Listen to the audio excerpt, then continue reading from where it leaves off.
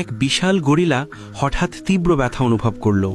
সে বুঝতে পারল তার একটি দাঁত ভেঙে গেছে। ব্যথা এতটাই ভয়ঙ্কর ছিল যে সে কিছুই খেতে পারছিল না। শেষ পর্যন্ত তার আর কোনো উপায় রইল না। মানুষের জগতে সাহায্য চাইতে তাকে উপরের দিকে ফিরে আসতে হলো। কিংকং হঠাৎ সামনে উপস্থিত হওয়ায় মানুষজন ভয়ে ছুটোছুটি শুরু করলো। কিন্তু যখন তারা তার সমস্যার আসল কারণ জানলো, তখন দেশের সবচেয়ে দক্ষ দন্ত চিকিৎসককে তৎক্ষণাৎ ডাকা হলো। ডাক্তার কিংকংকে অজ্ঞান করার ইঞ্জেকশন দিলেন আর সে শান্ত হয়ে গেল। তারপর ডাক্তার রশি বেয়ে নেমে তার বিশাল মুখের ভিতর ঢুকলেন। ভাঙা দাঁত পরীক্ষা করার পর একটি পরিবহন বিমান ব্যবহার করে দাঁতটি বাইরে তোলা হলো। এরপর ডাক্তার তার জন্য টাইটানিয়াম অ্যালয় দিয়ে তৈরি শক্তিশালী একটি নতুন দাঁত বসিয়ে দিলেন।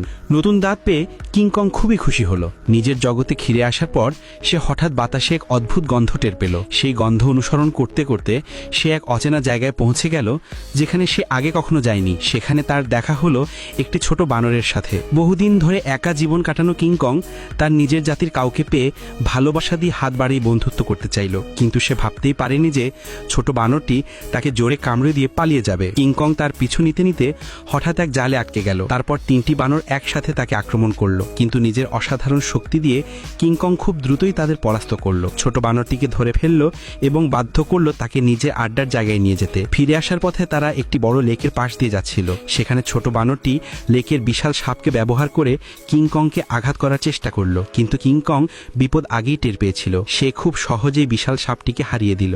এরপর সে ছোট বানরের সাথে নিজের খাবার ভাগ করে নিতে চাইল। কিংকং এর দয়া দেখে ছোট বানরটির মন নরম হয়ে গেল এবং সে তাদের পুরো সম্প্রদায়ের ঘাঁটিতে নিয়ে গেল। সেখানে গিয়ে কিংকং যে দৃশ্য দেখল তাতে সে স্তব্ধ হয়ে গেল। তার মতো আরো অনেক গরিলা ও বানরদের বন্দি করে রাখা হয়েছে আর তাদের দিয়ে জোর করে বিশাল পাথর টানানোর কঠিন